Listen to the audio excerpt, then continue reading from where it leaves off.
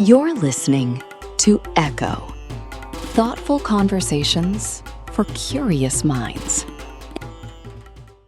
You know that quiet ache that can creep in even when you're surrounded by laughter?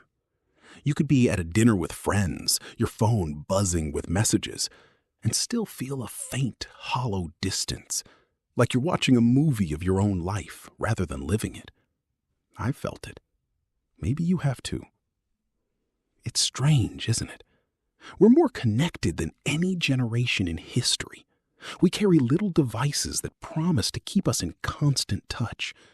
Yet loneliness has quietly become one of the most common human experiences of our time. Not the loneliness of being physically isolated, but the kind that sits beside you on a crowded train, that lingers at the edges of a busy room, that whispers, "No one truly sees you." It's easy to believe something is broken inside us when we feel this. But what if that feeling isn't a flaw? What if it's a language our mind is speaking, one we've forgotten how to understand? To start, we have to name what this really is. Loneliness isn't simply the absence of people. It's the absence of resonance. You can share a home with someone and still feel profoundly alone if the parts of you that matter most are never spoken, never mirrored back, never held. You can have 1,000 online connections and yet sense a brittle emptiness behind the screen because those connections are often built on performance, not presence. The number of people around you isn't what counts. It's the quality of seeing and being seen. From a biological standpoint, loneliness is not a mood disorder. It's a signal. Neuroscientist John Cacioppo spent decades studying it and found that loneliness functions much like hunger or thirst. When your body needs sustenance, hunger pangs make you seek food. When your body needs water, thirst drives you to drink. Loneliness, he argued, is a form of social pain, an alarm bell designed to push you back toward meaningful connection, because for our ancestors, being isolated from the tribe meant death. The same neural pathways that process physical pain also light up when we feel socially excluded. The ache of rejection isn't a metaphor. Your brain registers it in a similar way to a broken bone. But here's where it gets tangled. In the modern world, that alarm can ring constantly because the environment has changed faster than our biology. We no longer live in small bands of 50 or 100 people where deep, interdependent bonds were unavoidable. We migrated to cities, shifted to nuclear families, then to single-person households, and finally to digital spheres where we can curate our image while hiding our authentic selves. The ancient signal still fires, but the conditions for truly satisfying it have become rare. Think about it this way. You can be in a room with 20 colleagues and still feel isolated because the conversations circle around weather, deadlines, and small talk.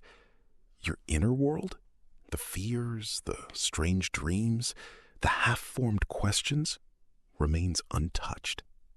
Social contact without emotional depth is like eating food with no nutrients. Your stomach fills, but your body still starves. That's why you can attend a party, dance, laugh, and come home feeling somehow emptier than before. Your brain received the social equivalent of empty calories. And then there's the mirror of the digital age.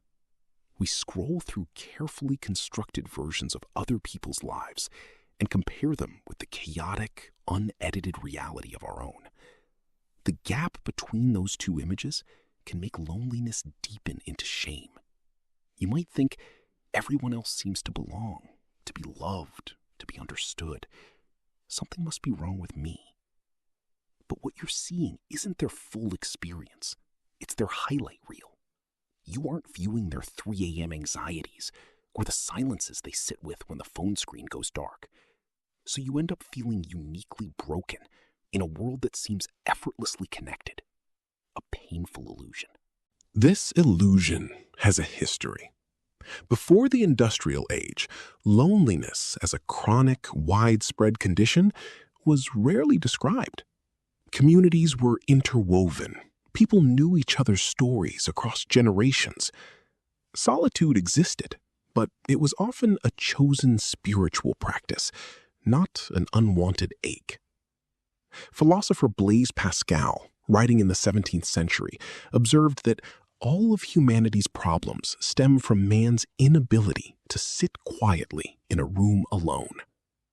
Yet today, we have the opposite problem too. We can't sit quietly together in an authentic room. We've outsourced connection to quantity over quality, and the soul notices the difference. At a deeper level, loneliness also stems from the very structure of human consciousness. You are the only person who will ever experience your life from the inside. No one else can feel your feelings directly, think your thoughts, or carry the precise weight of your memories. There is a fundamental separateness built into being human, a kind of existential solitude. The philosopher Martin Buber talked about two ways of relating: I-it, where we treat others as objects or functions, and I-thou, where we encounter another person in their full, sacred presence. Much of modern life is lived in I-it mode. The barista is just a coffee dispenser, the colleague just a collaborator on a project. Even a partner sometimes becomes a role player in our domestic script. In that mode, loneliness thrives because we are never truly met as a thou. So, what do we do with this? The first radical shift is to stop treating loneliness as an enemy to be silenced. Instead, listen to it as a messenger. What is it pointing toward? Often, it's not simply telling you to find more people. It's telling you to find yourself in the presence of another. That means the solution isn't just being less alone. It's being more fully expressed, more vulnerable, more willing to let your inner world touch someone else's. There's a profound distinction between loneliness and solitude. Solitude is chosen, rich, and generative. Loneliness feels forced, empty, and depleting. But the line between them can blur. You can sit alone in a forest and feel a deep sense of connection to everything, to the rustling leaves, to your own thoughts, to a vast, unnameable presence. Many artists, mystics, and thinkers have described solitude as the soil in which their most meaningful ideas grew. The poet Rainer Maria Rilke wrote, "The only journey is the one within." That journey requires a kind of aloneness, but it's not a lonely one. It's a homecoming.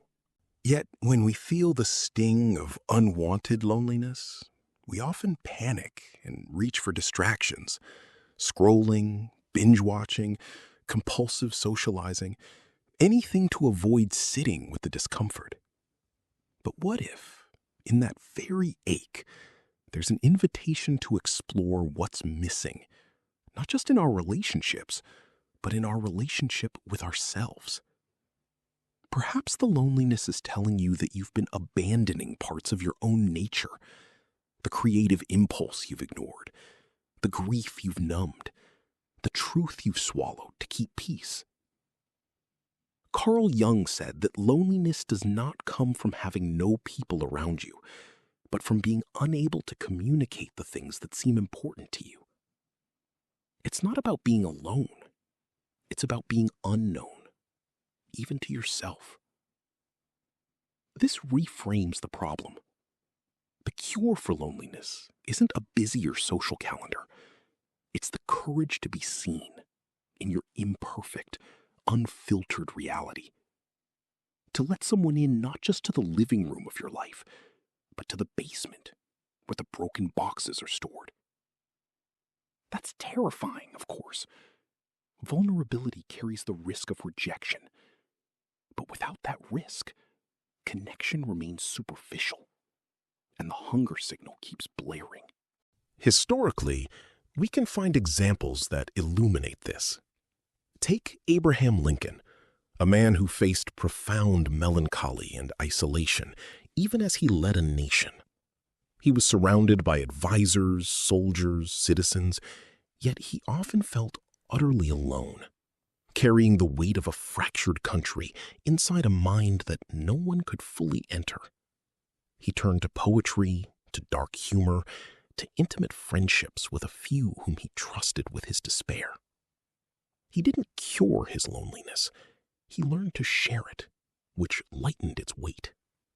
He discovered that being heard in one's depths, even by a single person, can transform the quality of the ache. On the other end of the spectrum, consider the artist Vincent van Gogh, whose loneliness was so piercing that it became the palette of his paintings. He wrote to his brother Theo, "One may have a blazing hearth in one's soul, and yet no one ever comes to sit by it." His tragedy was not that he was solitary, but that he couldn't bridge the gap between his inner fire and the world.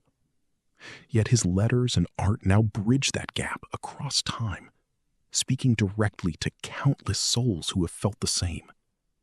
His life reminds us that loneliness can either consume us or become the very thing we transform into meaning. Modern neuroscience adds another layer. When we engage in deep, empathetic conversation, when we truly feel felt, our nervous systems co-regulate. The vagus nerve, that wandering neural highway connecting brain to heart and gut, helps calm our fight-or-flight response when we experience safe, attuned presence. Real connection literally soothes our biology. A hug from someone you trust, a look of genuine understanding, can signal to your body that you are no longer in the isolated, dangerous wilderness of early evolution. We are wired for that resonance. So, perhaps the path forward lies not in a frantic attempt to banish loneliness, but in a gentle, intentional cultivation of moments where authentic self meets authentic other. It might mean putting down the phone when you're with someone and letting the silence stretch until something real surfaces. It might mean seeking out spaces where depth is welcomed. Book clubs, discussion groups, therapy, a long walk with a friend where you agree to skip the small talk. It might mean, first and foremost, learning to sit with yourself without distraction, so you can discover who it is that wants to be known, because you can't offer a self you haven't met. And this brings us back to the most intimate invitation. The next time you feel that quiet hollowness creep in, when you're in a crowd or scrolling, or even lying beside someone you love, pause. Don't immediately label it as brokenness. Ask it with curiosity. What are you trying to tell me? What part of me longs to be seen right now? Maybe the answer is a need for a deeper friendship. Maybe it's a need to express a creative truth you've been stifling. Maybe it's simply a need to stop performing and just be. Loneliness, when listened to, can become a compass. It points not just outward toward others, but inward toward the self that has been waiting for you. It echoes with the truth that to be human is to be separate, yes, but also to have the magnificent ability to build bridges across that separateness through vulnerability, art, love, and presence.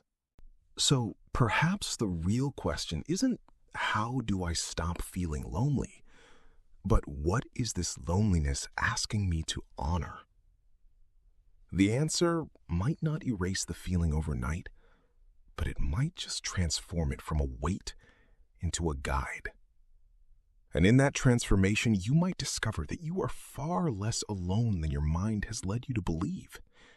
Because somewhere, right now, someone else is asking the same quiet question, feeling the same echo, reaching out into the vast, invisible world for a resonance they can't yet name.